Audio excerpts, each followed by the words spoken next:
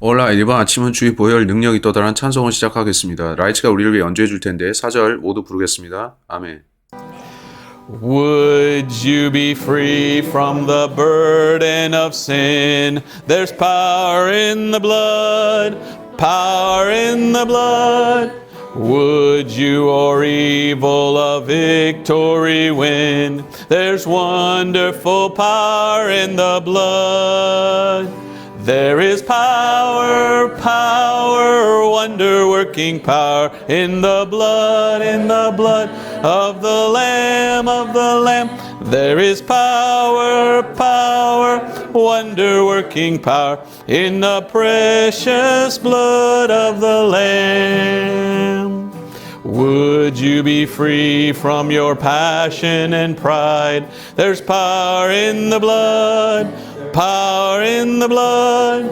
Come for a cleansing to Calvary's tide. There's wonderful power in the blood. There is power, power, wonder-working power in the blood of the Lamb. There is power, power, wonder-working power in the precious blood of the Lamb. Would you be whiter, much whiter than snow? There's power in the blood, power in the blood. Sin stains are lost in its life-giving flow. There's wonderful power in the blood. There is power, power, wonder-working power in the blood of the Lamb. There is power, power, wonder-working power in the precious blood of the Lamb. Would you do service for Jesus your King? There's power in the blood, power in the blood. Would you live daily His praises to sing? There's wonderful power in the blood. There is power, power, wonder-working power in the blood of the Lamb. There is power, power, wonder-working power in the precious blood of the Lamb. Amen. 에이멘. 능력이 어디 있습니까? 보혈에 있습니다. 아멘. 이게 전부인데 제가 언제나 신실하게 전하고자 하는 것이 예수님의 보혈입니다. 이건 너무 중요하니까요. 아멘. 오늘 아침 안전벨트 하시고 거친 운행이 될 겁니다. 살펴볼 것이 많은데 오늘 우리가 다룰 이번 주제는 성경에서 많은 사람들이 소름 돋아하는 이슈입니다. 이건 꽤 어려운데 오늘 제가 하고자 하는 건 성경 스스로 말씀하게끔 하는 겁니다. 아멘. 저는 해석하려고 애쓰지 않을 거고 성경이 어떤 방향으로 이끄는지 구절들을 볼 겁니다. 때로 성경은 어떤 흥미로운 것들로 인도하시는데 저는 그걸 그대로 둘 겁니다. 우리가 시작하기 전에 지난 시간 우리는 뭘 봤었죠? 4명의 말탄자죠. 저는 깜빡했습니다. 저는 종종 진행을 서두르다가 계시록의 전체적 구도를 다루려고 하다가 왜냐하면 너무 세부 사항으로 들어가면 진행을 제대로 못하기 때문에 그렇게 합니다. 근데 계시록 7장, 오늘 우리는 이 장을 다루면서 14만 4천 명에 관해서 이야기할 겁니다. 지난주에 저는 여러분께 뭔가 말씀드리는 걸 깜빡했습니다. 주님께서 일하시는 방식은 놀라운데 주님이 의도적으로 제가 그걸 잊어버리고 이번 주 말씀드리게 하셨을 수 있다는 거죠. 이건 이번 주 우리가 다룰 주제와 연결되기 때문입니다. 전에 우리는 7교회를 봤었는데 7교회 말입니다. 저번 주는 4명의 말탄자였고요. 이들이 성경의 다른 본문에 나오는 거 아시나요? 스가랴서 6장 갑시다. 성경 학교에 다닐 때 거기서 포트 형제가 했던 말이 생각나는데 성경은 거울과 같다. 네가 신약에서 보는 것들은 거의 항상 구약에도 있다. 저는 그 말을 잊을 수가 없습니다. 그래서 이번 주 저는 생각이 났는데 브레이커 너 잊었구나. 스가랴서 6장 잊었구나. 성경에 4명의 말탄자가 여기 계시록 6장에 처음 나온 게 아닙니다. 그걸 아셨나요? 스가랴서 6장에도 4 말탄자가 나옵니다. 스가랴서 6장 1절로 8절을 빨리 봅시다. 성경 전체에 걸쳐서 이런 것들이 있는데 유언, 테스터먼트, 그것이 언제 시작되나요? 유언한 자의 죽음과 함께 시작되는데 그렇죠? 따라서 예수님이 죽으셨습니다. 성경에 보면 신약에 일어나는 것들이 보통 구약에도 있습니다. 따라서 성경은 여러분이 보시기에 거울과 같습니다. 저는 구약 성경 읽기를 좋아하고 이건 신약의 저것과 같구나 하고 신약을 읽다가 이건 구약의 저것과 같구나 하죠. 계시록의 4명의 말탄자를 구약 성경에서 확인해 봅시다. 스가랴서 6장 1절.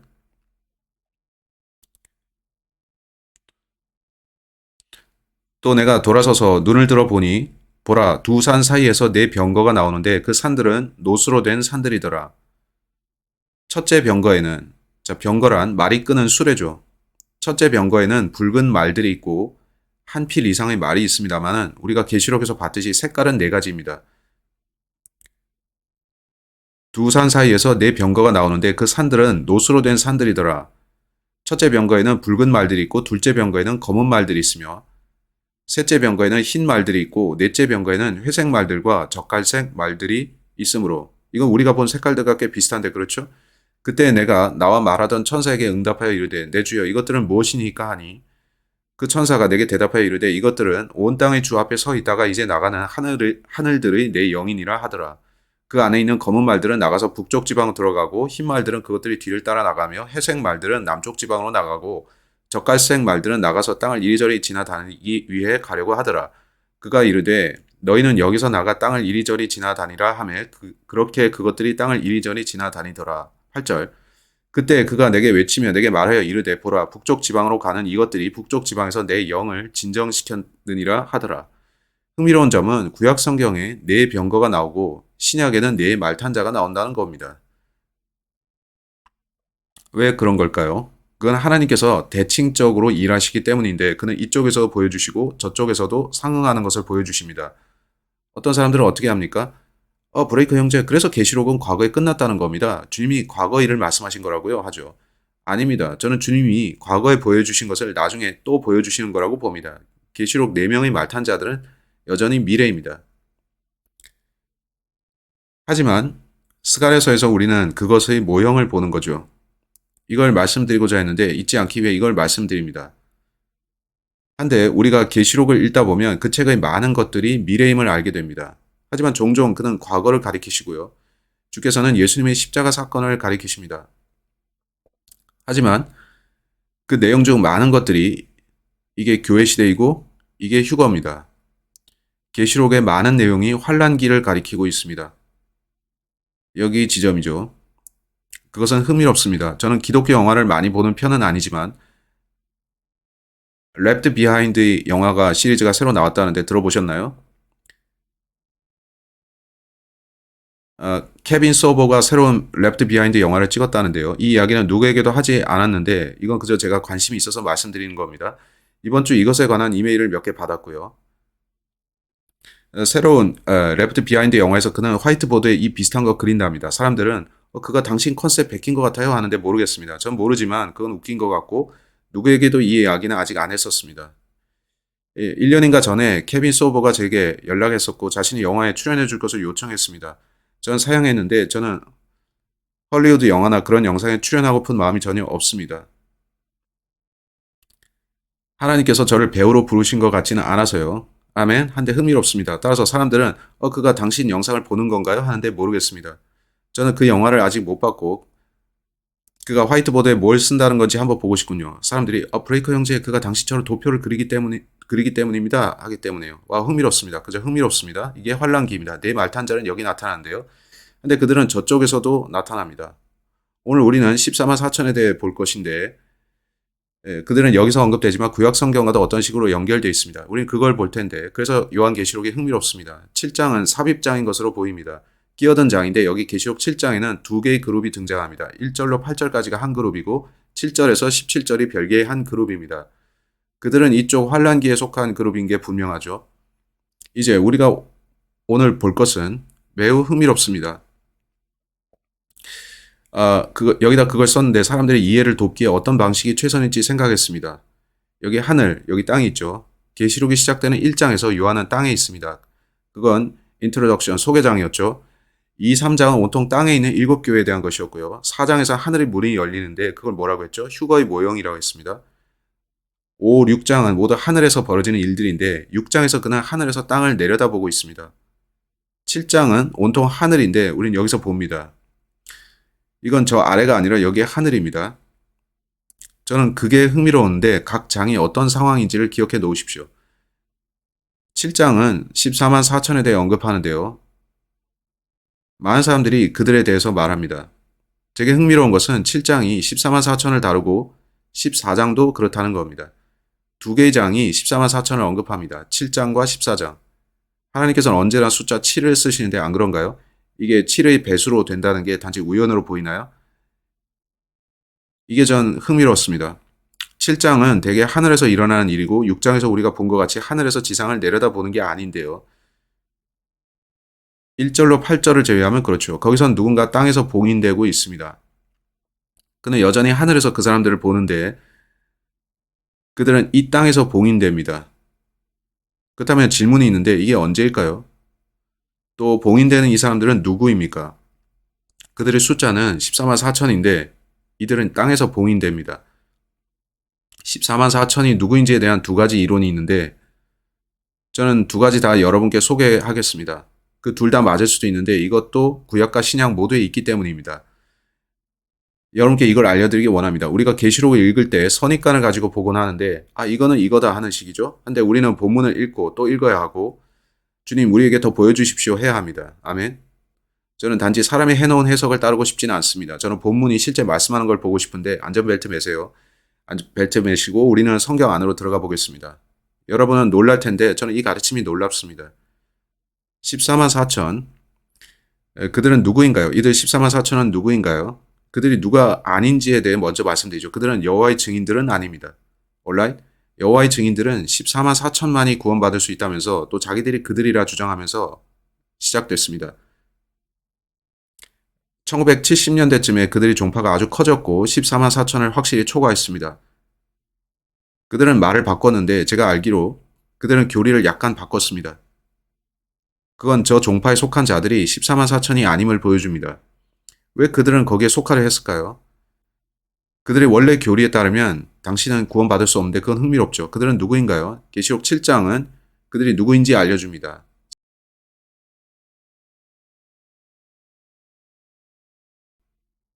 4, 5, 6, 7, 8절을 보면 이스라엘의 12지파가 언급되죠. 온라인 제가 여호와의 증인을 만났을 때 그들이 저는 14만 4천에 속합니다 하면 저는 어느 지파에 속하셨는데요? 물어보죠. 저는 성경을 펴서 읽어주는데 이 지파들 중 어디에 속합니까? 하면 성경을 읽지 않고 뭔가 믿으려고 하지 마세요.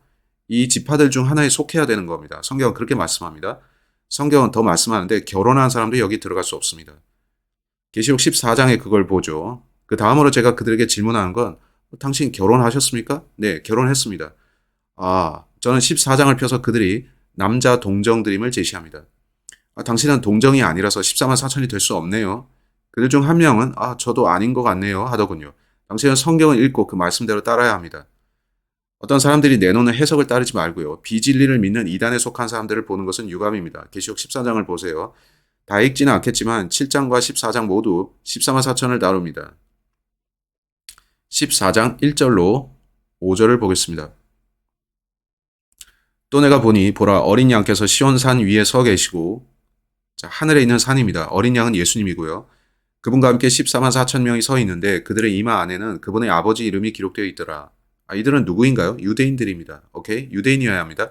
내가 하늘로부터 나는 한 음성을 들었는데 그것은 많은 물들이 소리 같고 큰 천둥 소리와도 같더라. 또 내가 각기 하프로 연주하는 하프 타는 자들의 소리를 들었는데 그들이 왕좌 앞과 네 짐승과 장로들 앞에서 새 노래 같은 것을 부르더라. 땅에서 구속받은 14만 4천 명 외에는 아무도 그 노래를 배울 수 없더라. 그들은 땅에서 구속받았다는데 언제? 어떻게죠? 무슨 일이 있었나요? 이들은 여자들과 더불어 자신을 더럽히지 않은 자들이니 이는 그들이 처녀들이기 때문이라. 오케이. 대다수의 여호와의 증인들은 결혼했습니다라 대답하죠. 그러면 당신은 이들에 속할 수 없습니다. 이들은 어린 양께서 가시는 대로 그분을 따라가는 자들이며 사람들 가운데서 구속을 받아 하나님과 어린 양께 첫 열매가 된 자들이더라. 여기서 잠시 멈춰봅시다. 그들은 주님을 따릅니다. 그들은 하늘에 있습니다. 여호와의 증인들이 하늘에 있습니까? 여호와의 증인에게 물어보면 그는 지옥을 믿지 않는다고 합니다. 당신은 뭘 믿습니까? 라고 물어보면 저는 왕국 복음 믿습니다 하죠. 그들은 하나님께서 돌아오셔서 자기 왕국을 세우시고 그들이 땅을 통치할 거라 믿죠. 그들은 하늘로 가는 걸 믿지도 않습니다. 그들은 크게 혼동하고 있는데 성경을 읽는다면 그런 이단에 빠질 수가 없습니다. 아멘. 당신이 말하기를 어제 여호와의 증인이 당신을 전도하려고 했다고 하죠. 그들은 3명이었다고요. 그들이 항상 성경을 인용하지 않는 거 아시나요? 그들은 매달 나오는 워치타워 책자를 인용하는데 그 인쇄자가 누구인지 보세요. 누가 그걸 시작했는지 보세요. 제가 유튜브에 올린 나는 왜 여호와의 증인이 아닌가라는 영상을 보시면 여러분의 시야가 열릴 겁니다. 이들은 여자들과 더불어 자신을 더럽히지 않은 자들이니 이는 그들이 처녀들이기 때문이라. 이들은 어린 양께서 가시는 대로 그분을 따라가는 자들이며 사람들 가운데서 구속을 받아 하나님과 어린 양께 첫 열매가 된 자들이더라. 자, 이 first fruits라는 용어를 기억하세요. 또 이걸 기억하세요. 그들의 입에서 교활함이 발견되지 아니했으니 이는 그들이 하나님의 왕좌 앞에서 흠이 없기 때문이라. 그들은 사실상 죄가 없다는 말처럼 들리는데 안 그렇습니까? 그게 아니면 어떤 식으로 그들의 죄가 제거되었든지요. 그들은 결혼하지 않아서 처녀 곧 동정들이고 그들의 입에는 교활함이 없으며 그들은 12,000명씩 12지파에서 나온 자들이죠. 온라인. 이건 흥미로운 사실인데 그들은 first fruits, 첫 열매라 불립니다. 성경에서 첫 열매가 누군가요? 고린도전서 15장으로 갑시다. 성경에는 여러분이 읽을수록 더 생각하게 만드는 구절들이 있습니다. 그런 본문을 읽을 때 저는 그저 읽고 믿을 뿐입니다. 아멘. 거기서 예수 그리스도를 어떻게 언급하는지 보세요. 고린도전서 15장 20절, 고린도전서 15장 20절. 그러나 이제 그리스도께서 죽은 자들로부터 일어나사 잠든 자들의 첫 열매, first fruits가 되셨도다. 왜죠? 왜 복수인가요? 왜 단수인 first fruit가 아니라 복수인가요? 예수님 혼자가 아닙니까? 왜 복수입니까? 왜 예수 그리스도를 first fruits라 부르나요? 21절. 사망이 사람을 통해 온 것 같이 죽은 자들의 부활도 사람을 통해 왔나니. 23절. 그러나 각 사람이 자기 차례대로 되리니 먼저는 첫 열매, first fruits. 또 복수입니다. 인 그리스도시요. 그 다음은 그리스도께서 오실 때 그분께 속한 자들이니라. 우리가 막 읽은 계시록에서 14만 4천을 first fruits라 불렀는데 그렇다면 그들은 십자가 사건과 연결되죠. 여기서 예수님이 태어나셨는데 예수 그리스도 탄생입니다. The first fruits는 그가 죽은 자들로부터 일어나실 때를 말합니다. 따라서 그리스도께서 first fruits이고 그건 복수입니다. 그렇다면 누군가 그분과 함께 부활했습니까? 이들이 예수님과 함께 부활한 사람들일까요? 언제나 그분을 따라다니는 자들 말입니다. 그들이 first fruits냐는 거죠. 그건 좋은 질문입니다. 훌륭한 질문인데 예수님 혼자 부활하셨다면 단수 first fruit 아니냐는 거죠. 왜 복수로 쓴 겁니까? 한 명 이상인 게 분명합니다. 따라서 당시 예수님과 함께 부활한 사람들이 더 있었는데 그들은 유대인들입니다. 맞습니까? 유대인들이어야 합니다. 이들이 누구일 수 있나요? 이사야서 53장으로 갑시다. 여러분은 예수님이 태어나시고 나서 자신과 함께 어울려 놀 동년배 아이들이 없었다는 거 아시나요? 그걸 생각해 보셨습니까? 예수님의 세대에 무슨 일이 있었는지 아십니까? 헤롯 왕이 2살 아래의 모든 아기들을 죽였고 예수께서는 그가 아이 때 함께 놀 동년배 아이들이 없었습니다. 이스라엘에서 예수님 나이와 2년 사이에 그 아이들이 없었습니다. 그건 흥미로운 사실인데 우리가 이사야서 53장을 읽어보면 이건 명백히 예수 그리스도에 대한 것입니다. 이사야서 53장 8, 9절을 보겠습니다. 그는 감옥에 가지 못하고 공정한 재판을 받지 못하였으니 누가 그의 세대를 밝히 드러내리오. 누가 예수님의 세대를 밝히 드러내겠습니까? 1년 앞과 1년 뒤로 그의 세대가 사라졌습니다. 그가 고등학교에 가셨다면 학급에 혼자 계셨겠죠? 그는 감옥에 가지 못하고 공정한 재판을 받지 못하였으니 누가 그의 세대를 밝히 드러내리오? 이는 그가 살아있는 자들의 땅에서 끊어졌고 내 백성의 범법으로 인해 매를 맞았기 때문이라. 또 그는 자기 무덤이 사악한 자들과 함께 있도록 하였으며 죽어서는 부자와 함께 하였으니 이는 그가 폭력을 행하지 아니하였고 그 입에 어떤 속임수도 없었기 때문이라. 자, 이건 우리가 계시록 14장에서 읽은 것과 똑같은데 그들의 입에 교활함이 없었다죠. 어떤 유사성이 있는데 왜 그런가요? 아주 이상합니다. 뭔가 이상한 게 있는데 마태복음 2장으로 가봅시다. 이거 보면서 여러분은 소름이 돋을 텐데 이거 어려운 말씀입니다. 준비되셨습니까? 마태복음으로 갑시다. 마태복음 2장입니까? 마태복음 2장으로 갑시다. 성경이 스스로 말씀하시게 둡시다. 오케이? 마태복음 2장 16절로 18절 보세요. 마태복음 2장 16절. 그때 헤롯이 자기가 지혜자들에게 우롱당한 줄 알고 심히 노하여 계속 보세요. 사람을 보내 자기가 지혜자들에게 부지런히 물은 때를 기준으로 베들레헴과 자, 그 이하를 보십시오. 그곳의 모든 지경 내에 있는 in all the coast thereof 2살 이하의 모든 아이들을 죽이니 자, 모든 아이들을 죽였습니다. 제가 여러분께 나눠드린 유인물을 보시면 구약에서 하나님께서는 각 지파들의 땅을 원래 나눠주실 때 모든 지파들의 땅에 해안선을 포함시키셨습니다. 이건 미국과도 비슷한데 많은 주들이 해안을 갖고 있고 미시시피와 엘라베마 같은 데는 아주 조금이지만 해안선이 있습니다. 약간이나마 해안을 갖고 있죠. 이런 식으로 땅이 주어졌습니다. 따라서 헤롯이 아이들을 죽였을 때 그는 단지 베들레헴의 아이들만 죽였던 게 아닙니다. All the coasts, 그가 모든 지파들의 아이들을 죽인 것 같습니다. 침례인 요한은 어떻게 됐나요? 침례인 요한은 하나님께 초자연적인 보호를 받았을 건데 그는 예수님보다 6개월 빨리 태어났고 그는 광야에 거했죠. 기억하시죠? 그들은 광야로 피신해야 했는데 그래서 그는 보호받았습니다. 따라서 요한과 예수님 둘 뿐이었죠. 6개월 차이가 있지만요. 흥미로운데 안 그렇습니까? 이제 다음 걸 봅시다. 16절의 문맥을 봅시다. 헤롯은 모든 아기들을 죽였습니다. 단지 한 도시가 아니라 모든 해안에 접한 곳들요. 17절. 이에 주께서 대언자 예레미야를 통해 말씀하신 것이 성취되니라 이르시되, 예레미야의 대언입니다. 라마에서 애통하고 슬피 울며 크게 애곡하는 소리가 들렸는데 그것은 라헬이 자기 아이들로 인해 슬피 우는 것이라. 그들이 잊지 아니하므로 그녀가 위로받기를 원치 아니했도다 하셨느니라. 모든 아기들이 죽임당한 이 사건은 예레미야서에 나온 대언 성취였습니다. 그게 어딘지 아세요? 예레미야서 31장인데 거기로 가봅시다. 이걸 보고 저는 소름이 돋았는데 거길 보면 우리는 대언의 나머지 부분을 알게 됩니다. 그 대언 나머지를 보면 여러분은 이게 뭐지? 하는데 그건 참 놀랍습니다. 그래서 저는 성경 연구를 좋아합니다. 신약에 나온 구약의 인용 성구는 구약으로 가서 그 문맥을 살펴봐야 합니다. 여러분 그렇게 하고자 할 텐데 예레미야서 31장 15절, 예레미야서 31장 15절.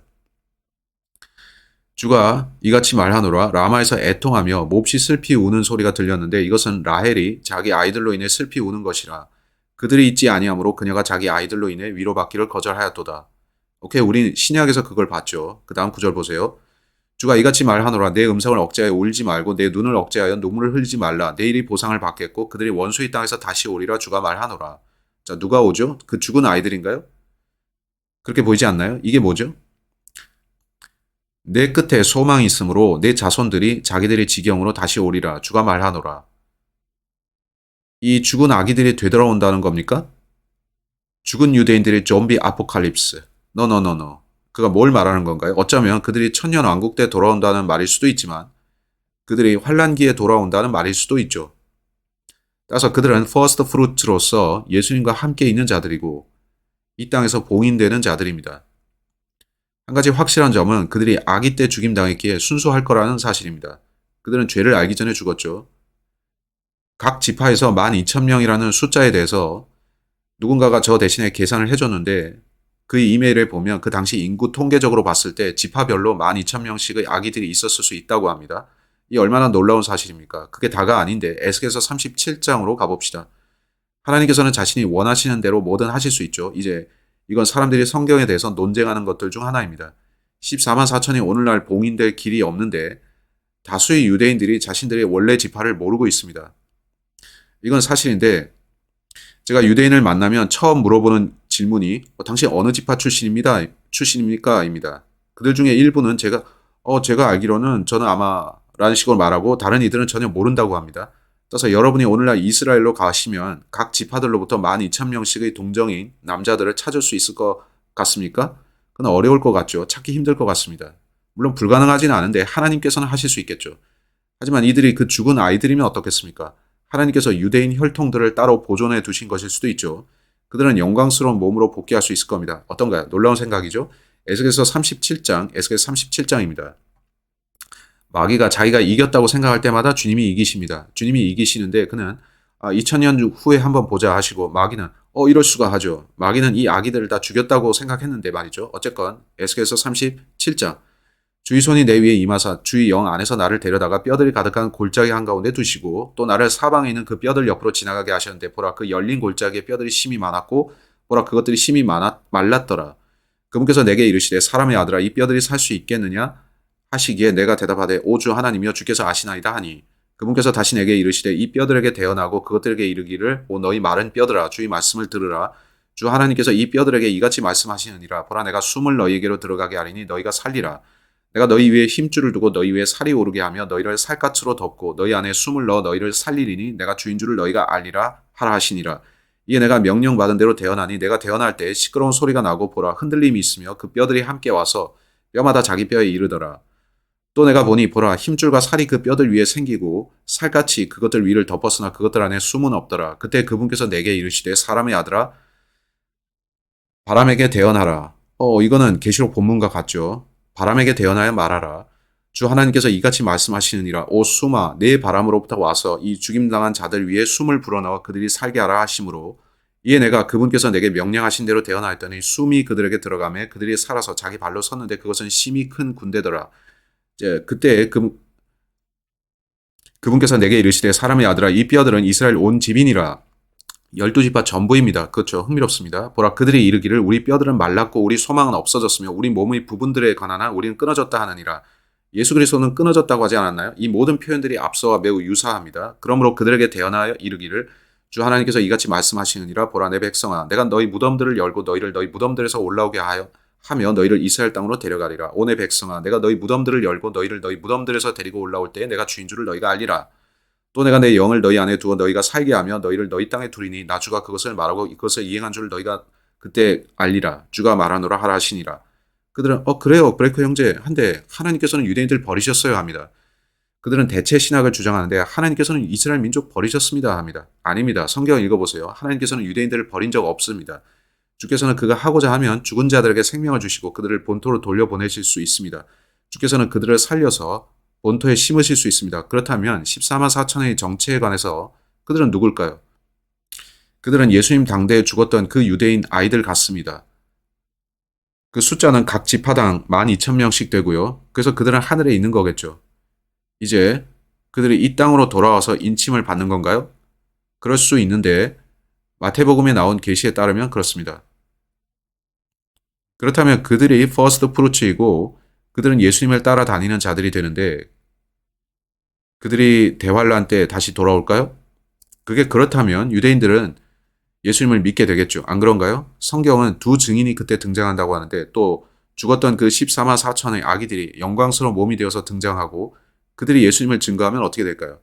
제가 유대인 입장이면 오케이 예수님은 메시아가 맞구나 할 겁니다. 제 말은 그보다 더 필요한 건 뭐겠냐는 겁니다. 따라서 한 가지 이론은 그들이 예수님 당시 죽었던 아기들일 거라는 겁니다.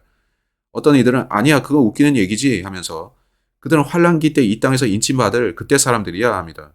오케이 12,000명씩 12지파 사람들이 있는 곳을 한번 알려주세요. 그러면 저도 믿겠습니다. 한데 둘 다 맞을 수도 있습니다. 기억하세요. 하나님께서는 구약에서 뭔가 행하시고 신약에서도 행하시는데 신약은 그리스도의 죽음과 함께 시작되었고 그들은 그분 이전에 죽었고 그분과 함께 올라갔죠. 따라서 여기 14만 4천 저기 14만 4천 28만 8천도 될 수 있습니까? 성경이 말씀하는 건 놀라운데 저는 14만 4천을 살펴보는 게 즐겁습니다. 그들은 퍼스트 푸드와 상관이 있고 또한 그들은 유대인들이며 이스라엘의 12지파 출신들입니다. 자 이제 요한계시록으로 다시 돌아가겠습니다. 우리는 그걸 보겠는데 두 지파가 사라졌습니다. 근데 하나님께는 방법이 있습니다. 결국 그는 12지파를 충족시키십니다. 하나님께서는 언제나 목적을 이루시는데 그가 한번 약속하셨으면 그걸 파기하지 않으십니다. 하나님께서는 이스라엘이 영원히 지속될 것을 약속하셨고 그는 그들을 영원히 통치하실 겁니다. 그는 예루살렘 왕좌에 앉으실 텐데 하나님을 신뢰하시는 게 좋습니다. 그러지 않으면 그분을 거짓말쟁이로 취급하는 건데 아니야 하나님께서는 유대인들과 끝내셨어 그런 일 없을 거야 한다면요. 우리가 지금 천년왕국 기간에 있다고 가르치는 자들도 있습니다. 그렇다면 예수님은 지금 어디 왕좌에 계신가요? 그는 하늘 왕좌에 계시죠? 그게 아닙니다. 그는 이 땅의 다윗의 왕좌에 앉으실 거라고 약속하셨는데 기억하세요? 온라인? 어쨌든 계시록 7장 1절부터 읽어봅시다. 이 일들 뒤에 내가 보니 네 천사가 땅이 내 모퉁이에 서서 땅이 내 바람을 붙잡아. 이건 우리가 읽었던 에스겔서 37장과 비슷합니다. 이건 유대인들 곧 이스라엘 민족의 부활과 연관이 있죠. 바람이 땅이나 바다나 어떤 나무에도 불지 못하게 하더라. 또 내가 보니 살아계신 하나님의 인을 가진 다른 천사가 동쪽으로부터 올라와 땅과 바다를 해칠 권능을 받은 네 천사에게 큰 음성으로 외치며 이르되 우리가 우리 하나님의 종들의 이마 안에 인을 찍어 그들을 봉인할 때까지 땅이나 바다나 나무들을 해치지 말라 하더라.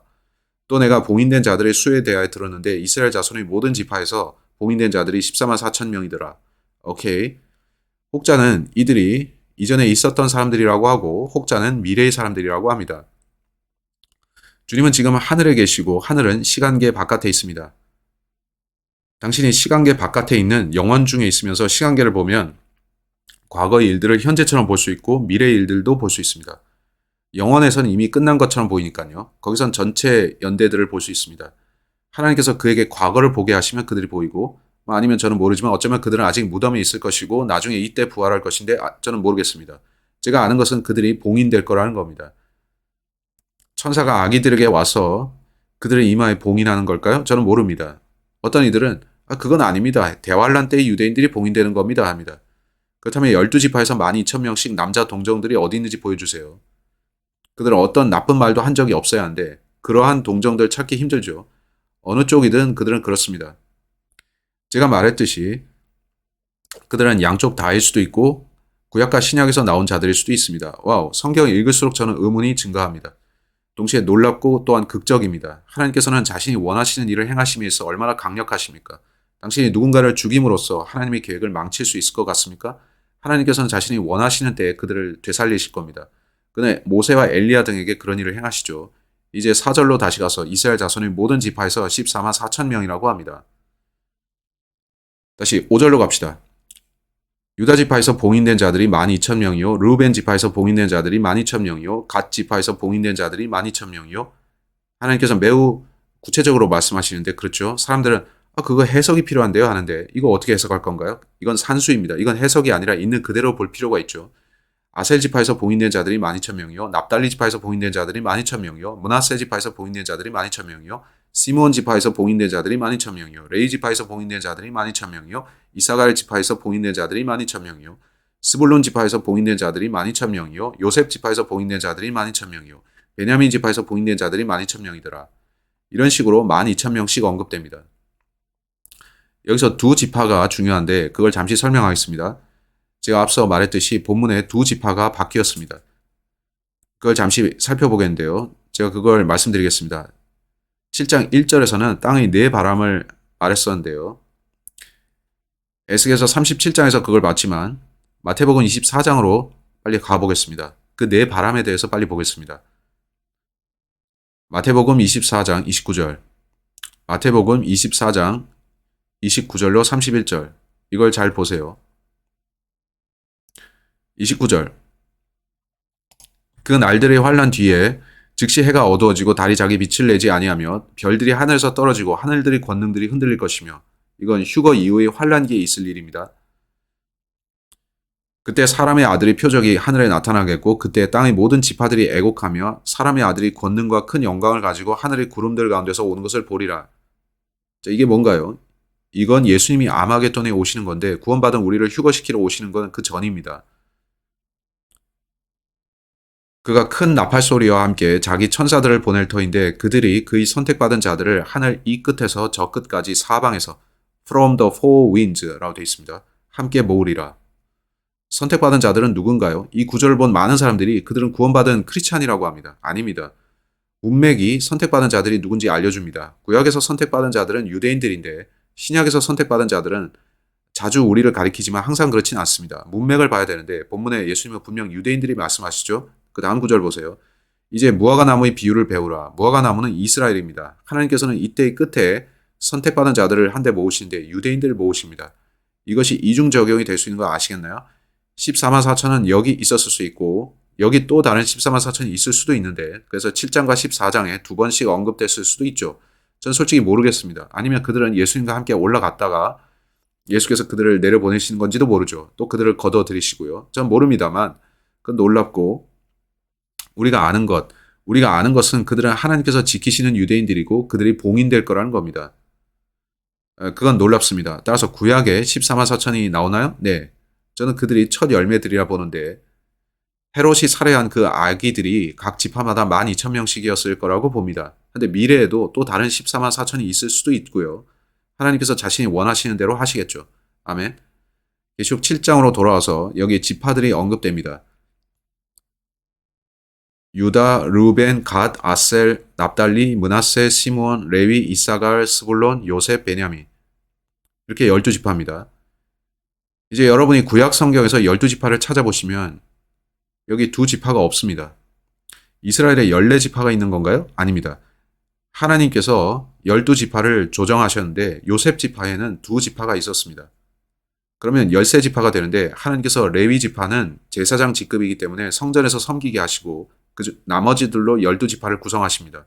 본문에는 레위 지파가 나오는데 하나님께서 레위 지파를 다시 집어넣으셨습니다. 한데 두 지파를 빼셨습니다. 계시록에서 제외된 두 지파가 누군가요? 혹자는 이걸 보면서 그래서 성경에 모순이 있다. 저자가 실수로 두 지파를 뺐다 하는데 그들은 성경의 나머지 부분을 읽지 않은 겁니다. 왜 이 두 지파가 사라졌는지 아십니까? 두 지파가 사라진 이유가 뭔지 추측해 보세요. 우상 숭배 때문인데요. 사라진 두 지파는 단과 에브라임입니다. 호세아서 4장 17절로 가보십시오. 그들은 우상 숭배에 빠져서 하나님을 떠났습니다. 하나님께서는 오케이, 너희를 빼겠다. 대신에 다른 둘을 집어넣겠는데 그러면 둘을 빼도 12 되지? 하신 겁니다. 그렇게 됐습니다. 호세아서 4장. 다니엘서 다음에 호세아서입니다. 다니엘서 다음에 있습니다. 호세아서 4장 17절입니다. 본문이 말씀합니다. 에브라임은 우상들과 연합하였으니 그들을 내버려 둘지니라. 자, 먼저 단지파를 얘기했어야 하는데 에브라임부터 했습니다. 에브라임은 우상들과 연합하였으니 그들을 내버려 둘지어다. 하나님께서는 에브라임과 끝낸다고 하셨고 그들이 주님보다 거짓 신들을 섬겨서입니다. 이제 예레미야서 7장 15절 보세요. 여기에는 이유가 있고 이건 킹제임스 성경이 실수한 게 아닙니다. 하나님께서는 12지파들의 이름을 잊지 않으셨습니다. 하나님께서는 너희가 구약 성경을 읽으면 왜 계시록의 12지파가 좀 바뀌었는지 알 것이다. 나는 그 자들과 끝내겠다고 했다 하신 겁니다. 예레미야서 7장 15절을 보세요. 예레미야서 7장 15절. 내가 너희의 모든 형제들 곧 에브라임의 온 씨를 쫓아낸 것 같이 너희를 내 눈앞에서 쫓아내리라.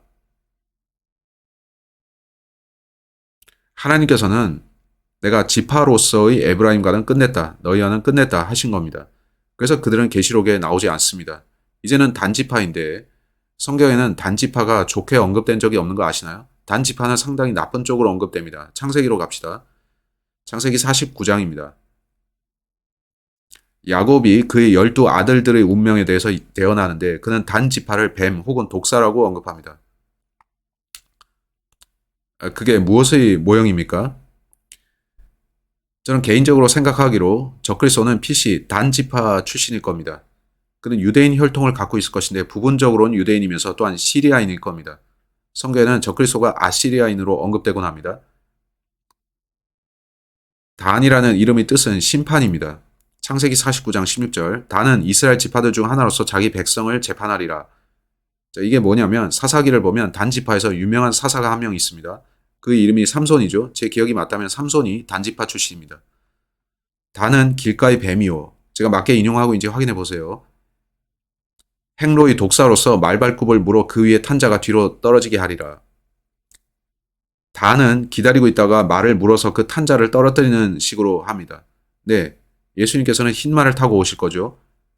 즉 단지파는 하나님을 대적합니다. 우리는 성경에서 모든 단지파 관련 구절을 볼 시간은 없지만 레위기 24장 11절로 가세요. 단이란 이름의 도시가 있습니다. 단이란 도시가 있었죠. 레위기 24장 11절입니다. 우리는 단이라는 도시에 대해서 잠시 보려고요. 오케이, 여러분 스스로 성경에서 단지파에 관해서 찾아서 보십시오. 언급된 대부분의 경우가 나쁩니다.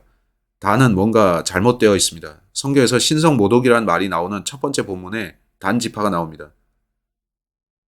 단지파 사람이 하나님을 모독하죠. 레위기 24장 11절. 이스라엘 여인의 아들이 주의 이름을 모독하여 저주함으로 그들이 그를 모세에게 데려가니라. 그의 어머니 이름은 슬로미시였는데 그녀는 단지파에 속한 디브리의 딸이더라. 10절에 보면 그의 아버지가 이집트인이었습니다.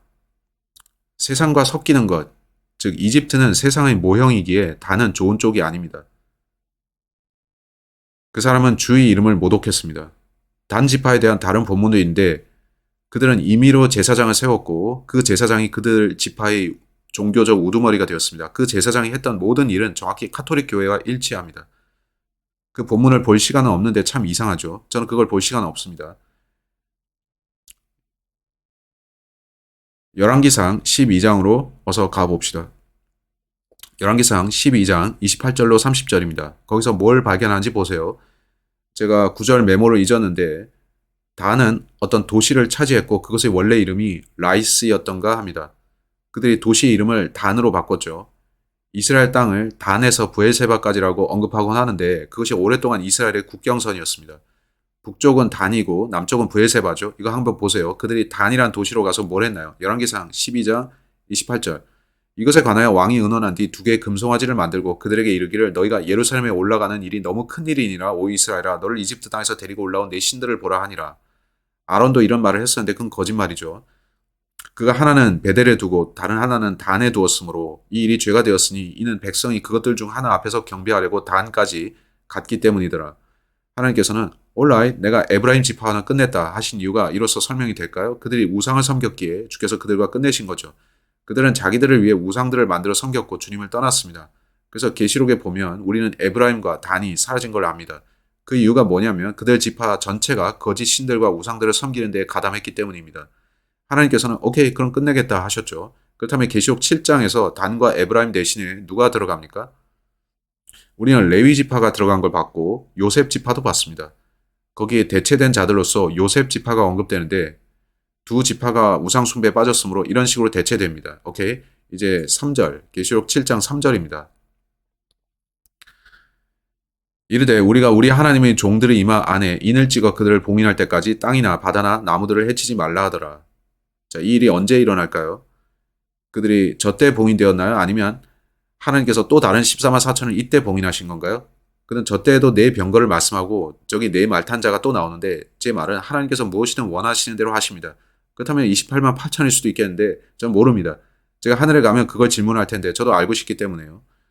제가 아는 것은 그들이 이마에 인을 받는다는 것, 또 그들이 하나님의 종들이 된다는 겁니다. 그들은 12지파 출신입니다. 오케이, 이제 9절로 갑시다. alright. 우리는 그들이 누구인지를 읽었고 4절로 8절에서 그들의 지파 성분을 봤습니다. 이제 9절. 이 일 뒤에 내가 보니 보라. 제가 말했다시피 7장에는 두 그룹이 나오는데 1절로 8절까지는 14만 4천이 나오고 그들이 한 그룹입니다. 그는 그들을 하늘에서 봤습니다. 이제 장면이 바뀌어서 그는 다른 그룹을 봅니다. 그는 하늘에서 다른 그룹을 목격하는데 그 문맥을 보세요. 이제 제게 이메일을 보내서 브레이크 형제 이게 휴거입니다 하는 분들이 있는데 저는 아니라고 답합니다.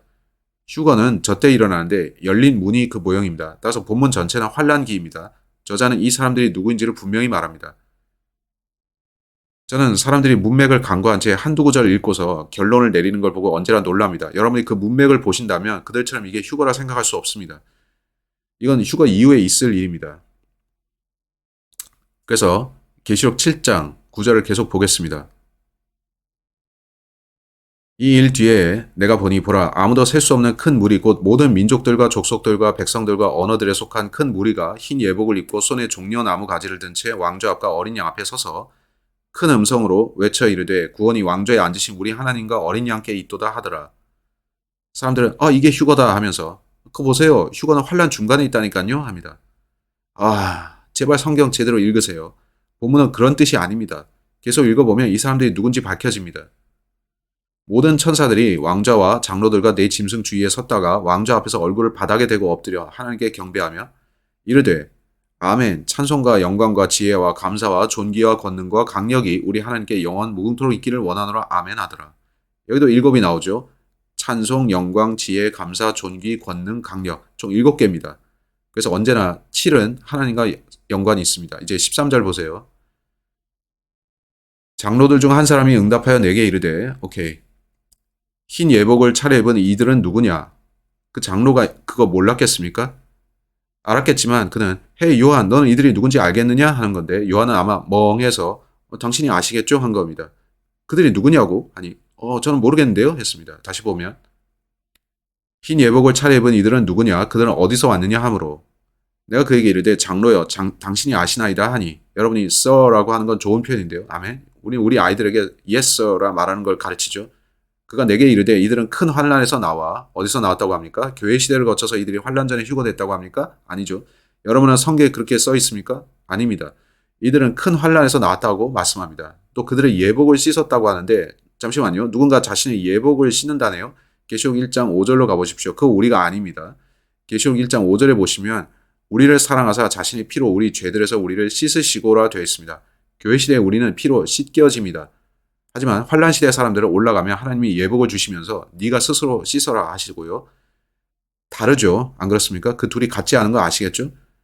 다른 것은 같은 게 아닙니다. 저 사람들은 항상 구약이나 신약이나 사람들은 다 똑같이 구원받습니다 하는데 그러한 당신은 성경 읽어봤습니까? 이 시대와 저 시대는 방식이 틀립니다. 이 시대에 우리는 은혜로 구원받고 보혈로 씻겨지죠. 저 때인 큰 환란 때는 예수님을 거절하고 그때로 넘어간 당신이 예수님을 위해 죽어야 합니다. 아니면 끝까지 견디거나 합니다. 그러한 당신이 하늘에 가면 스스로 예복을 씻어야 됩니다. 차이점 보이시나요? 성경 전체의 구원 방식이 똑같다고 하지 마세요. 그런 말은 성경이 있지 않아서 하는 말입니다. 그들은 논쟁하길 좋아하고 당신과 싸우려 들지만 그럼에도 항상 성경이 이깁니다. 이 두 가지는 다릅니다. 그래서 이 사람들이 누구라고요? 큰 환란에서 나온 자들입니다. 그러므로 그들이 하나님의 왕좌 앞에 있고 그들이 그분의 성전에서 밤낮으로 그분을 섬기며 또 왕좌에 앉으신 분께서 그들 가운데 거하시리니 그들이 다시는 굶주리지 아니하고 다시는 목마르지 아니하며 해나 어떤 열기도 그들 위에 내리쬐지 아니하리라. 이는 왕좌의 한가운데 계시는 어린 양께서 그들을 먹이시고 살아있는 물샘들로 그들을 인도하실 것이며 하나님께서 그들의 눈에서 모든 눈물을 닦아주실 것이기 때문이라 하더라. 자, 그렇게 이들은 환난 성도들입니다. 오늘날 우리는 교회 시대 성도들인데 구원받은 우리가 성도들인 거 아시나요? 바울은 에베소에 있는 성도들에게 서신 보냈고 여러 도시의 성도들에게 보냈습니다. 카톨릭 교회는 이 사실을 믿지 않습니다. 카톨릭 교회에서 말하는 성도라는 것은 그가 죽은 지 한참 지나서 그가 두 가지 이상의 기적을 행했거나 기타 조건들이 맞으면 교황이 그를 성자라고 선포하는 겁니다. 그러면 교인들이 그 성자한테 기도하죠. 그건 성경적인 게 아닙니다. 성경에서 바울이 말하기를 구원받은 사람은 누구나 다 성도라고 합니다. 여러분은 교회 시대의 성도이고 구원받은 저도 성도입니다. 저는 뉴얼리언스 부류의 그런 성도 말하는 게 아닌데 아멘, 저는 성도입니다. 근데 저때로 가면 환란 성도가 나옵니다. 그들도 구원받은 자들이지만 지금이 아닌 환란 때 구원받을 사람들입니다. 그때는 지금과 경륜이 다릅니다. 아멘. 환란 성도들이 주님 앞에 서 있는데 그들은 뭔가가 다릅니다. 그들은 우리처럼 자동으로 씻겨지는 게 아니라 그들이 손수, 예복을 피로 씻어야 합니다. 그들이 피를 어디서 얻을까요? 예수님이 승천하셨을 때 성경이 말씀하기를 거기 하늘의 긍휼의 자리에 주께서 자신이 피를 두셨다고 하는데 그분의 피는 하늘에 있습니다. 오케이? 이 점을 잠시 봅시다. 그걸 살펴봅시다. 여러분은 지금의 구원이 환란기의 구원과 다른 거 아시겠나요? 저는 이 말을 하기 때문에 사방에서 공격당합니다. 전 단지 성경이 있는 대로 말했을 뿐인데요. 그걸 봅시다. 그 점을 보여드리겠습니다. 갈라디아서 1장으로 갑시다. 저는 성경 그대로를 믿습니다. 저는 구원받기에 가장 좋은 때가 지금이라 믿습니다. 이 시대를 놓치고 환란기로 넘어가면 당신은 구원받기 힘들어집니다. 갈라디아서 1장 8, 9절 바울이 말합니다. 하지만 우리나 혹은 하늘로부터 온 천사라도 우리가 너희에게 선포한 복음 외에 다른 어떤 복음을 너희에게 선포하면 그는 저주를 받을지어다. 우리가 전에 말한 것 같이 그렇게 내가 지금 다시 말하노니 만일 어떤 사람이 너희가 받아들인 것 외에 다른 어떤 복음을 너희에게 선포하면 그는 저주를 받을지어다. 오케이, 바울은 누군가 그가 고린도전서 15장 1절로 4절에 말한 그 복음과 다른 복음을 전파하면 그 자는 저주받는다고 합니다. 하늘에서 온 천사라도 다른 복음을 전한다면 그렇게 된다고 하죠. 성경에 보면 실제 천사가 와서 어떤 복음을 전하는 장면이 있습니까? 네, 나옵니다. 계시록 14장에 가봅시다. 이 장은 14만 4천이 다시 나오는 장이기도 한데 흥미롭죠. 계시록 14장 6절 또 내가 보니 다른 천사가 하늘 한가운데로 날아가고 있는데 그가 땅에 거하는 자들 곧 모든 민족과 족속과 언어와 백성에게 선포할 영존하는 복음을 가지고 있더라. 이건 휴거 이후의 일입니다. 7절 보세요. 그가 큰 음성으로 이르되 그 천사가 고린도전서 15장 1절로 4절의 메시지를 전합니까? 성경대로 그리스도께서 우리 죄들을 위해 죽고 장사되고 부활하셨다라고 합니까? 그렇게 말합니까? 그런가요? 그게 바울의 복음인데요. 천사가 말하는 게 그게 아니라면 저주받아야 하는데 맞습니까? 세대들이 바뀌지 않았다면 그렇습니다. 휴거로 인해 경륜, 곧 세대가 바뀌고 저 시대가 되면 저주받지 않습니다. 그가 말합니다. 그가 큰 음성으로 이르되 하나님을 두려워하고 뭐라고 합니까? 바울은 하나님께서 우리에게 두려움의 영을 주지 아니하시고 권능과 사랑과 건전한 생각의 영을 주셨다라고 하는데 왜 이 천사는 바울과 메시지가 다릅니까? 경륜이 달라졌기 때문입니다. 이걸 거부하는 자들을 위해 다시 천천히 말하겠는데 다른 세대라는 거죠. 오케이, 어쩌면 그들이 이제 이해하겠죠. 저는 이것 때문에 아주 많이 공격당합니다. 그건 즉 그들이 성경을 모른다는 건데 그들이 영적 갓난아기들이라는 걸 보여줍니다. 그들은 성경을 읽지 않고 그래서 이해하지 못합니다. 환란 시대의 경륜은 지금과 달라지는데 지금과 다릅니다. 그가 큰 음성으로 이르되 그분께 영광을 돌리라. 그분의 심판의 시간이 왔으니 언제 이 심판이 오죠? 환란기의 심판입니다. 하늘과 땅과 바다와 물들의 근원들을 만드신 분께 경배하라 하더라. 이제 왜 이 천사는 사람들에게 하나님을 경배하라고 하죠? 그때 세상은 적그리스도를 경배할 것이기 때문이죠. 따라서 환란기 복음은 짐승의 표를 받지 말라. 적그리스도가 아닌 예수님께 경배 드리라. 그런 내용입니다. 적그리스도를 거부하면 어떻게 됩니까? 목이 잘립니다. 그들은 환란기에 그러한 당신의 목을 칠 것입니다. 자, 이제 지금 에베소서 2장 8, 9절에 보면 너희가 믿음을 통해 은혜로 구원을 받았느니 이것은 너희 자신에게서 난 것이 아니요 하나님의 선물이니라. 행위에서 난 것이 아니니 이것은 아무도 자랑하지 못하게 하려 함이라. 자, 이게 지금입니다. 환란기에도 이와 같습니까? 저 사람들이 복음은 다 같습니다. 휴거를 놓쳐도 걱정할 거 없습니다. 예수님만 믿으면 됩니다. 하는데 오케이, 난 예수님 믿으니까 저게 짐승의 표를 주세요. 그래도 구원은 유지될 거니까요. 그렇게 해도 되겠습니까? 아니면 짐승의 표를 받으면 구원을 못 받을까요? 달라집니다. 휴거를 기점으로 달라지는 겁니다. 사람들이 제게 말합니다. 지금 짐승의 표가 있습니다. 브레이크 형제. 지금 우리가 대환란 중에 들어가 있습니다. 하는데 그러면 우리는 동일한 경륜에 두 가지 서로 다른 복음을 갖게 되는데요. 안 그렇습니까? 그러지는 못합니다. 그건 말이 되지 않습니다. 따라서 다른 것입니다. 계시록 14장 12절로 가보십시오. 성경 우리가 환란기가 되면 믿음과 행위 구원이 된다고 알려줍니다. 지금은 오직 믿음인데, 오케이? 우리는 오직 믿음으로 구원받습니다. 우리는 무엇을 믿냐 하면은 보혈을 믿습니다. 저 때가 되면 믿음 플러스 행위가 되죠. 제가 보니 짐승의 표를 받지 않는 것은 행위이기 때문에요. 그들이 지옥에 가지 않고 하늘에 가려면 무엇을 행해야 합니다. 짐승의 표를 거절하면 그들에게 어떤 일이 일어나나요? 목배임 당해 순교합니다. 혹은 끝까지 견뎌야 하는데 과연 성공할까요? 우리는 그걸 잠시 보겠는데 저는 7년 동안 금식한 다음에 살아남은 사람을 보지 못했습니다. 여러분은 저는 7년을 금식했습니다 하는 사람 보셨나요? 혹은 오케이 3년 반이라고 해봅시다. 저는 보지 못했습니다. 그때는 짐승의 표를 받지 않으면 누구도 사거나 팔 수가 없습니다. 그렇다면 당신이 짐승의 표를 받지 않고 그렇게 오랫동안 음식을 사지 않은 채 버틸 수 있을까요? 그거는 행위 요소죠. 당신이 20년치 식량이 비축된 지하 벙커에 들어가면 3년 반쯤은 견딜 수 있겠지만 저는 그것도 통할지 의문입니다. 왜냐하면 그때 지진들이 있고 땅이 불탈 것이기 때문에 제 말은 행운을 빈다는 겁니다. 그렇게 시도해 보고 싶으면. 하지만 그런 방식은 잘 통하지 않을 겁니다. 근데 제가 뭐라고 했나요? 계시록 14장 12절. 여기에 성도들의 인내가 있나니 이들은 어떤 성도들이냐면 환난 성도들입니다. 여기에 성도들의 인내가 있나니 곧 여기에 하나님의 명령들과 행위죠. 예수님의 믿음을 지키는 자들이 있느니라 하더라. 믿음 플러스 행위가 환난기 복음입니다. 이게 로버트 브레이커의 주장이 아닙니다. 피터 럭크만의 주장도 아닙니다. 그는 그렇게 가르쳤지만요. 이건 성경이 가르치는 것입니다. 여러분 이걸 믿거나 거부할 수 있죠. 이 사람들이 누구입니까? 네, 이 성도들 중 다수가 적그리스도 대신에 예수님을 택한 이방인들일 텐데 그들 중 일부는 유대인들일 겁니다. 환란기에 많은 유대인들이 하나님에 의해 기적적 보호를 받겠지만 그들 전부가 보호받지는 않습니다. 저는 그들 모두가 보호받기를 바라지만 왜냐하면 온 이스라엘이 구원받으리라는 말씀이 있기 때문에요. 저는 그 민족 전체가 구원받을 것이라 생각합니다. 근데 개개인의 유대인들 전부가 구원받습니까? 적그리스도가 올 때 제가 확신하기로 많은 유대인들이 그에게 가담할 겁니다. 그러나 하나님께서 지키실 유대인들도 있을 거고요. 자, 그러면 봅시다. 계시록 12장 17절로 갑시다. 계시록 12장 17절, 계시록 12장 17절. 용이 여자에게 진노하여 그녀의 씨 중에서 남은 자들 곧 하나님의 명령들을 지키고 예수 그리스도의 증언을 가진 자들과 유대인들 말하죠. 본문은 믿음과 행위를 같이 언급합니다. 행위 플러스 믿음. 전쟁을 하려고 가니라. 계시록 12장 11절 보세요. 11절에 보면 여기 보혈이 나옵니다. 그들이 어린 양의 피와 아멘. 자기들이 증언의 말로 그를 이겼으며 그들이 죽기까지 자기 생명을 사랑하지 아니했도다. 보혈에 언급되지만 다른 두 가지도 같이 나옵니다. 지금 우리가 보혈에 뭘 더할 수 있습니까? 아니죠. 보혈에 뭐가 추가됩니까? 그들의 증언, 자기들의 증언이 추가됩니다. 나는 예수님을 택했고 나는 당신 적그리스도를 거절하겠다. 그런 증언이죠. 적그리스도는 오케이 그들 죽여라 하죠. 그들은 죽기까지 생명을 사랑하지 않고 예수님을 위한 순교자로 죽는 겁니다. 순교자로 죽는다는 것은 행위 아닙니까? 그건 자신의 믿음을 고수하는 입장에 서서 대적자들에게 죽는 편을 택하는 행위입니다. 그건 행위죠. 예수님을 위해 죽는다는 거예요.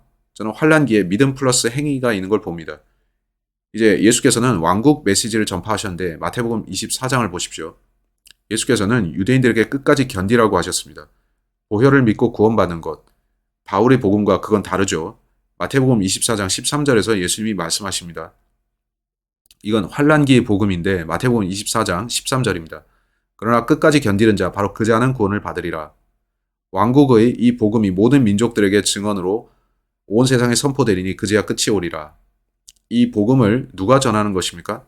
하늘의 천사가 전하죠. 왕국 메시지입니다. 여러분은 왕국 복음이 뭔지 아십니까?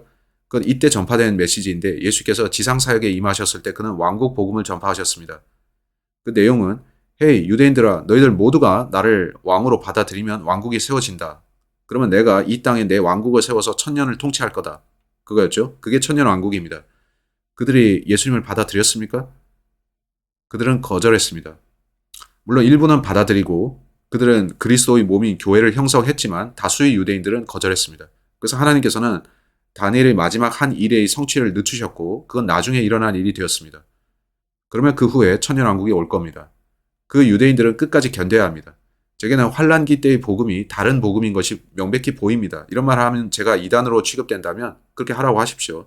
여러분이 잘못된 믿음을 가진 사람들로부터 분리되는 건 아주 잘하는 일입니다. 아멘. 사람들이 성경을 잘 읽지 않기에 왕국 메시지와 바울 복음의 차이를 구분할 줄 모르는데 그건 슬픈 일입니다. 바울의 복음이 오늘날 우리가 구원받기에 합당한 참 복음입니다. 바울은 이게 내 복음이다라 했는데 경륜이 바뀌고 천사가 와서 다른 복음을 전하면 바뀌죠. 그 천사가 나타날 때는 모든 게 바뀌어 있을 겁니다. 휴거 이전에 그 천사가 와서 그런 메시지를 전하면 바울의 말대로 그는 저주받겠지만요. 여러분 지금 믿음으로 구원받습니다. 저 때는 구원 방식이 다르고요. 댓글이 어떻게 달릴지 참 기대가 되네요. 아멘. 이단자 브레이커가 죽은 아기들이 돌아온다고 거짓말한다. 우리는 오늘 성경을 본 것뿐입니다. 우리는 성경이 말씀하는 걸 단지 봤습니다. 성경에는 그런 많은 미스테리한 게 있죠. 계시록 7장으로 돌아옵시다. 저는 성경을 읽고 공부하는 걸 좋아하는데 전 머리가 나빠서 성경에 써진 그대로 믿을 뿐입니다. 제가 여러분처럼 똑똑하지 못해서 여러분과 같이 믿지 않아서 유감입니다만 한데 많은 사람들이 성경 말씀 대신에 인간의 주장을 따르고 있고 저는 그게 싫습니다. 전 성경 그대로를 믿고 싶습니다. 계시록 7장 14절로 17절을 봅시다. 내가 그에게 이르되 장로여 당신이 아시나이다 하니 그가 내게 이르되 이들은 큰 환난에서 나와 자기 예복을 씻고 어린 양의 피로 그것을 희게 한 자들이니라. 이들은 환난 성도들입니다. 그들은 예수님의 순교자들로서 죽습니다. 그들은 환난 끝까지 견디는 게 아닐 것 같은데 제가 볼 때 끝까지 견딘다라는 말은 그들의 목숨이 끝날 때까지라는 뜻 같습니다. 그들은 생명이 다할 때까지 주께 충성하고 저 그리스도 대신에 주님을 붙드는 겁니다. 혹시 그게 끝까지 견딘다는 뜻일 수도 있죠. 그들은 예수님의 순교자들로 죽습니다. 15절.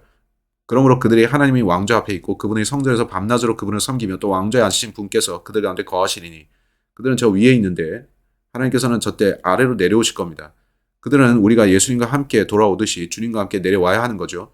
또 보면 그들이 다시는 굶주리지 아니하고 다시는 목마르지 아니하며 짐승의 표가 뭐라고요? 짐승의 표는 혹은 그 자의 이름을 받지 않는 자는 누구도 매매할 수가 없습니다. 그래서 그들은 음식을 살 수 없어 배고프고 목말랐다는 겁니다. 여기서도 그들이 환난을 통과할 자들임을 알 수 있죠. 해나 어떤 열기도 그들 위에 내리쬐지 아니하리라. 오케이. 천년왕국 때 태양은 빛을 비출 것입니다. 어떤 사람들은 생각하길 하나님께서 이들을 하늘에 남겨두실 것이고 그들 환난 성도들이 예수님과 함께 귀환해서 땅을 통치하지 않을 거라고 합니다. 그들은 여전히 하늘에 있으리라는 거죠. 하지만 교회 시대 구원받은 우리는 주님과 함께 내려온다는 겁니다. 전 모릅니다. 그럴 수도 있고 전 모릅니다. 그들도 내려올지 모르고요. 여기에 많은 의문이 남습니다. 저는 어떤 사람들은 이렇게 어떤 사람들은 저렇게 생각한다는 걸 알려주는 겁니다. 다 같이 재림하지만 환난 성도들은 타고난 몸으로 돌아오고 우리는 영광스러운 몸으로 온다고도 말하죠. 어쩌면 그들은 타고난 몸으로 살 기회가 생길지도 모르죠. 모릅니다만 저는 본문을 읽으면서 언제나 그런 의문이 남는데 저는 이걸 어서 알고 싶다 하죠. 17절. 이는 왕좌의 한가운데 계시는 어린 양께서 그들을 먹이시고 살아있는 물샘들로 그들을 인도하실 것이며 하나님께서 그들의 눈에서 모든 눈물을 닦아주실 것이기 때문이라 하더라. 자, 우리가 읽은 본문은 이사야서 49장에 인용된 겁니다. 이사야서 49장으로 가보겠는데 그건 천년왕국의 문맥입니다. 그렇다면 이들은 천년왕국으로 입성하는 것 같습니다. 이사야서 49장 10절. 이사야서 49장 10절. 그들이 줄이거나 목마르지 아니할 것이며 더위나 해가 그들을 치지 아니하리니 이는 그들에게 긍휼을 베푸는 자가 그들을 인도하되 물 있는 샘들 곁으로 그들을 인도할 것이기 때문이라. 우리가 읽은 본문과 똑같죠. 구약에 어떤 계시가 나오면 신약에도 같은 게 있습니다. 두세 증인의 입에서 나온 증언으로 모든 것이 성립되는 거죠. 11절. 내가 나의 모든 산을 길로 만들고 나의 큰 길을 도두리니. 이건 이 땅에서 일어날 일인 것 같죠? 눈물을 닦아낸다는 것도 나오는데 눈물을 닦아주신다는 그 내용은 다른 데도 나오죠. 그건 계시록 21장 4절입니다. 그렇다면 계시록에는 두 번에 걸쳐서 눈물을 닦아주신다는 게 나오죠. 계시록 21장 4절. 하나님께서 그들의 눈에서 모든 눈물을 닦아주실 것이며 다시는 사망이 없고 슬픔도 울부짖음도 없으며 아픔도 다시는 없으리니 이는 이전 것들이 지나갔기 때문이라 하더라. 이것이 환란기와 상관이 있다면 우리가 계시록 7장에서 읽는 것이 그렇다면 우리는 성경이 그리스도의 심판석을 말씀하시는 걸 아는데요. 그 후에 그들은 내려와서 통치하죠. 최후의 심판은 잃어버린 자들이 심판받는 큰 힘보자 심판석입니다. 거기서 모든 불신자들이 심판받고 구원받은 자들은 심판을 받되 그들의 행위에 따라 판단받지 않습니다. 우리 죄들은 십자가에서 심판을 받았고 우리는 자신의 섬김에 대해서 심판받습니다. 하지만 그들은 여기서 울고 여기서도 울 겁니다. 이것 후에 우는 일이 없고 이것 후에도 우는 일이 더 없습니다. 그리스도의 심판석에 대해서 생각해 보셨나요? 우리가 하늘에 가면 그리스도의 심판석 앞으로 갈 텐데 주께서는 우리가 그를 섬긴 데 따라서 심판하실 겁니다. 거기서 우리는 내가 좀 더 예수님을 위해 살았어야 하는데 하고 울지 않을까요? 아시나요? 최근에 당신이 예수님을 위해 했던 일이 뭔가요? 전도지를 나눠주거나 사람들에게 복음을 전해 보셨습니까? 기도하고 성경 읽습니까? 선한 간증을 유지하고 삽니까? 여러분, 제 말은 우리가 날려버린 그 모든 기회들을 하늘에서 알게 되면 우리는 분명 울 겁니다. 하나님께 감사하게도 그러나 우리 눈물은 씻겨질 거고 또한 천년왕국 끝에 모든 구원받지 못한 자들, 지옥에서 끌려나와 그들이 심판받을 때 우리는 거기서 숙모와 삼촌, 부모님과 사촌 그런 자들을 볼 텐데 거기서 울 겁니다. 그들이 불호수에 던져지는 걸 보며 우리가 울 겁니다. 그게 우리가 마지막으로 울 때입니다. 그 후에는 다시는 울 일이 없죠. 여러분 어떨지 모르지만 저는 울고 싶지 않습니다. 근데 보시면 이번 주에 제 눈이 충혈돼 있고 아직도 약간 그렇습니다. 눈물을 흘려서 그렇습니다. 우는 건 즐거운 일이 아니죠. 안 그렇습니까? 어쨌든 계시록에선 2번 눈물을 씻어 주신다는 얘기가 나옵니다. 이 두 경우는 두 심판과 상관이 있습니다. 이걸 생각해 보면 여러분 예수님을 위해 더욱 살고 싶지 않나요? 아멘. 예수께서는 당신이 그를 위해 살고 또 올바로 살기를 원하십니다. 아멘. 여기서 끝내야 할 것 같고 누군가 질문이 할 게 있으면 빨리 받겠습니다. 온라인. 자, 그럼 끝내겠습니다.